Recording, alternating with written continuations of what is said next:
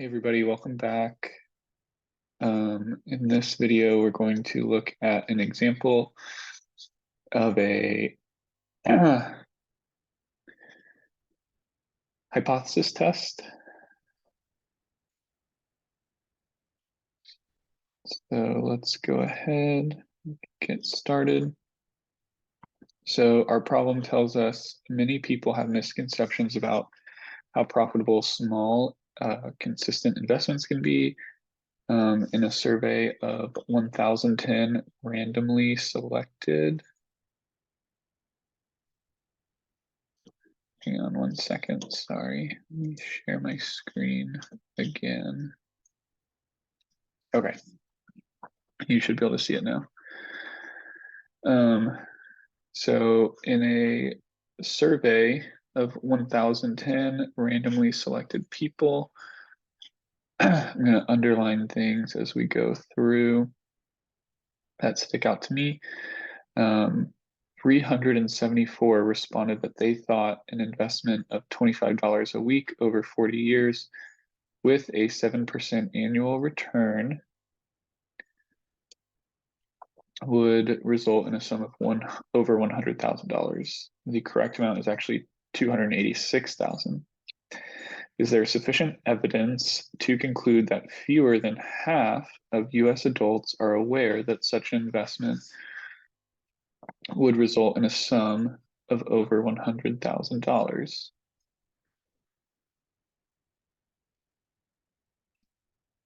Test the relevant hypothesis using A or alpha is equal to 0.05. Okay, so pretty wordy problem here, right? A lot of kind of points to take out and things to decide. It's clearly asking us, right, at the very end, test the relevant hypothesis or hypotheses using alpha equals 0.05. So this is a hypothesis test problem. So we know we can test for a population proportion or a population average. So there's quite a lot of words and numbers, right, in here. So how can we determine which we should test for, an average or a proportion?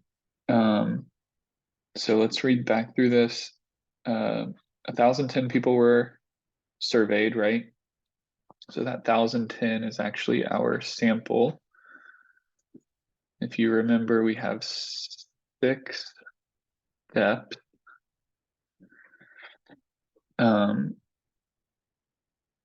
Step 1 is to write out our null. And we kind of often say the null versus the alternate, HA, right? HO is our null, HA is our alternate, and this is where we would write our population proportion, P, or population mean, the mu. So we were told 374 responded that they thought an investment of $25 per week over 40 years with this return would result in a sum of over $100,000. So basically they were asked, you can infer from this problem, right, that they were asked if they thought an investment of this amount for this long with this return would result in this amount, right, over 40 years. So basically the question is, do you think that an investment of $25 per week over 40 years, blah, blah, blah, would get you $100,000? And they could basically respond yes or no. So 374 of the 1,010 responded yes, they did think that this investment of this much for this amount of time would result in this. So the other, 630-ish people, 636 people basically responded no, they didn't think that the investment would result in that. And you can infer this, right? If we're told 374 said yes, well, the only other option is basically no, right? So this is a categorical variable. It's, do you think all of this would get you $100,000? Yes or no? 374 out of 1,010 said yes. So we actually have to calculate our p hat in this example, right? This is about proportions, right? The proportion that said yes or versus the proportion that didn't. So the proportion for our p hat, right, is equal to x, where the x has some trait over our sample size, which is this 1,010. So we're asked, is there sufficient evidence to conclude that fewer than half are aware, right? So the ones that responded yes to this are the ones that are aware or that do think this investment would result in a sum of this. So that's the trait we're looking for. So if we just do 374 divided by 10, we get that our p hat is equal to 0.37.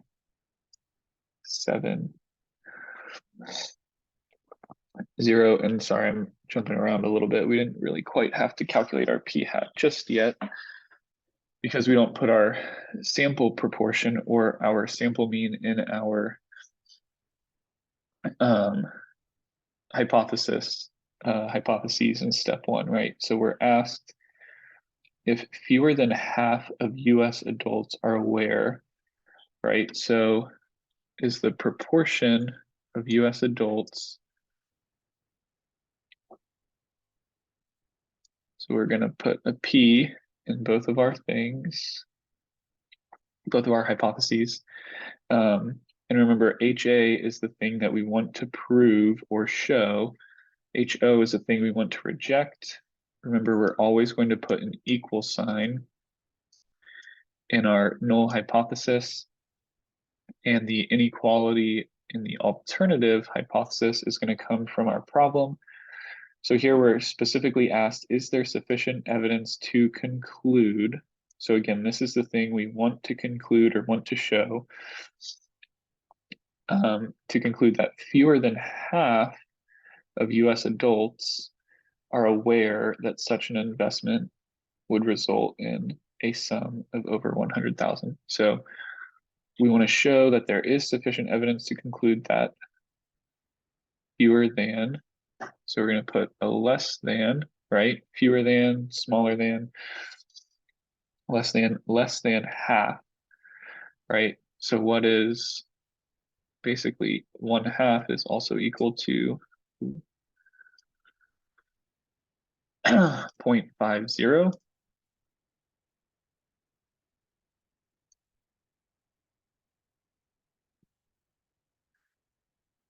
So the proportion that less than or fewer than half of US adults are aware of this investment strategy, basically. Okay, so great, that's step one. Last thing we do is we just put that 0.50 from our problem in our alternate hypothesis. We put that same 0.50 over here in our null hypothesis, right? So we have our null hypothesis and our alternate hypothesis, which is step one. Step two is to simply state our alpha value, which is the level of significance, right? And we're told to test using A or alpha equals 0.05. This should always be given to you in the problem. And then step three is to write out our statistics, right? The things that come from our sample. So for a proportion, we only have two statistics, right? Our sample size and our p hat, our sample proportion. So our sample size is equal to 1010, right? And our p hat, we had to calculate it. We did this earlier, was the 374 that said yes over the 1010, which is 0.37. So we could have calculated this here in step 3. And then step 4 is actually 2 parts, right? So I'll say part A, we need to calculate our test statistic, right? So for a proportion, a hypothesis test for a population proportion, those population proportions are normally distributed. So we're going to calculate a Z score or a Z test statistic.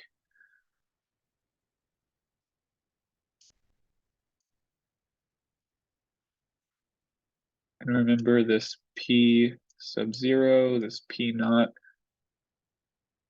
is just to remind us that we're using the proportion, the population proportion from our null hypothesis, right? So this is the value for our test statistic, right? We have all of these, we can just plug them directly in.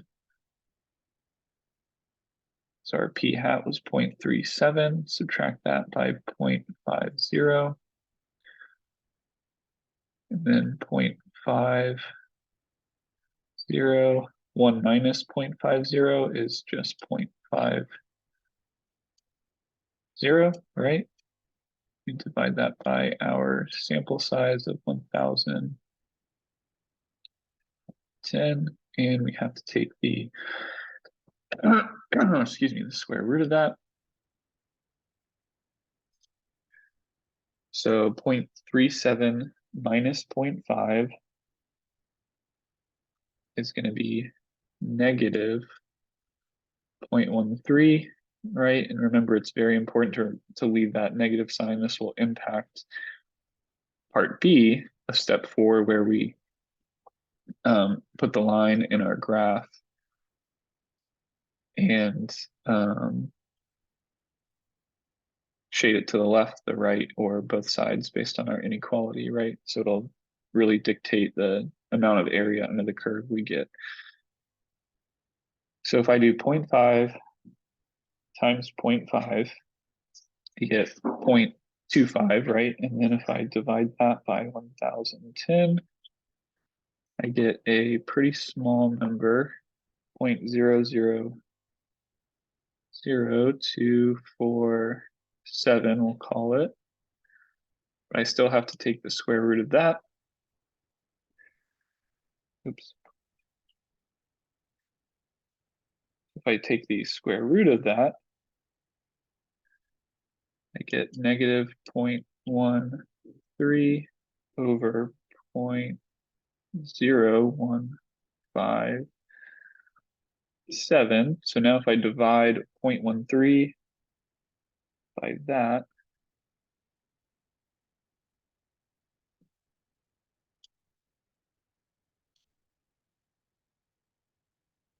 I get a pretty large number, right? 8.28. Let me make sure I did this correctly. So 0.25 divided by 1010 is, yep, 0.000. Take the square root of that. Yep, 0.0157. Yeah. Okay, so that's a pretty large Z value, right? So now what do we do? Now in part B of step 4, right? We draw out our normal distribution of our proportions. Oh, and this is a negative 8.28, right? We had a negative up here, so we get a negative 8.2. So that's somewhere very, very far, way out to the left, negative 8.2. And pause here for a second. Try to see if you can tell if we want the area under the curve to the left. Do we want a very small amount of area under our curve, or do we want the area under the curve to the right? Or do we need to find positive 8.2 for a two-tailed test and find the area to the left of negative 8.2, the area above the positive 8.2 to grab both those tails? Pause here, see if you can go back in the notes from our last video and decide. To make this decision, we want to look at our inequality in our alternate hypothesis, right? We have nicknames for these. If the less than sign is used, the nickname is left-tailed. If it's a greater than sign, the nickname is right-tailed. And if it's a not equal to inequality, the nickname is two-tailed. So we have a less than sign, so the nickname is left-tailed. That tells us we want the area under the curve to the left of our curve. So this will probably be very, very small. Step 5 is to calculate our p-value, right? P-value. This p-value, we've done this before, it just is the actual area under the curve, right, that we're looking for. Actually, I'm sorry, this is a part of step 4B is to find the p-value. I'm getting ahead of myself. So we've drawn the picture in part B, but now we do actually calculate the p-value in still in part 4, right? So to do this, we can use our calculator.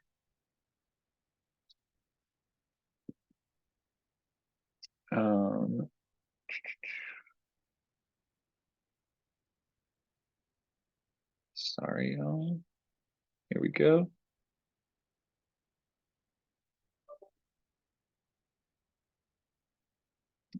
So we know our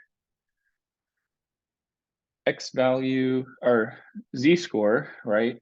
So if we go to second vars, that dist, if we go to option 2, the normal CDF, since we are looking for the area to the left of negative 8.2, we can leave in this negative 1e to the 99, right? That's negative infinity. Our upper cutoff is that negative 8.28, I believe it was. And this is a z-score, right? Or a z-test statistic. So since it's a z-score, that is in terms of the standard normal distribution, right? Which has a mean of 0 and a standard deviation of 1. So I don't have to worry about that. You know, if you didn't have 0 and 1 there, you'd want to make sure you put it in. And again, that's because this itself is a z-score or a z-statistic. And so that's such a small z-score, right? Usually we see z-scores of like 2 or 3 or 1 point something in that range. This is so far out to the left that our calculator won't even calculate that area under the curve. It's just so small. So usually when this happens, we just say that our p-value is less than, oh no, I've lost all of my drawings. That's okay.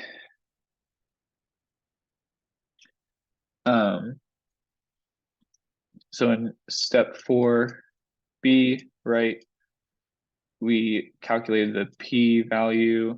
We just say it is less than 0.001 because it basically told us it was 0, right? So 0 is less than this. It has to be equal to something, but it's just too small for the calculator to calculate, basically. So now we go to step 5. where we compare our p-value to our alpha, p-value is less than 0.001. So kind of think of this all as one block. Usually it would be equal to something, right? We would have found the actual value for it. And our alpha we were given, right? Step 2, we wrote it down, it's equal to 0.05. So now, based on the relationship between the p-value and alpha, this will influence step 6, right? Whether we reject or fail to reject the null hypothesis. So 0.001 is less than 0.05, right? So when our p-value is less than alpha, we are able to reject the null and conclude there is significant evidence to suggest the alternative. So if we were to have step 6, this is where we write out our conclusion.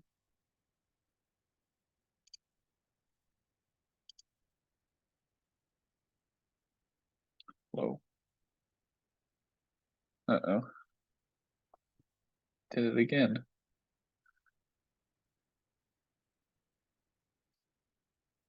So in step 6, we would basically say reject HO. There is significant evidence to suggest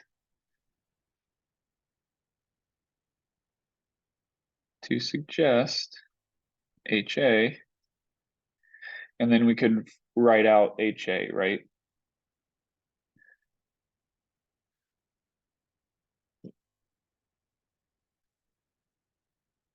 HA, fewer than half of US adults are aware that such an investment would result in a sum of over $100,000. And I'm basically just copying that straight from here, right?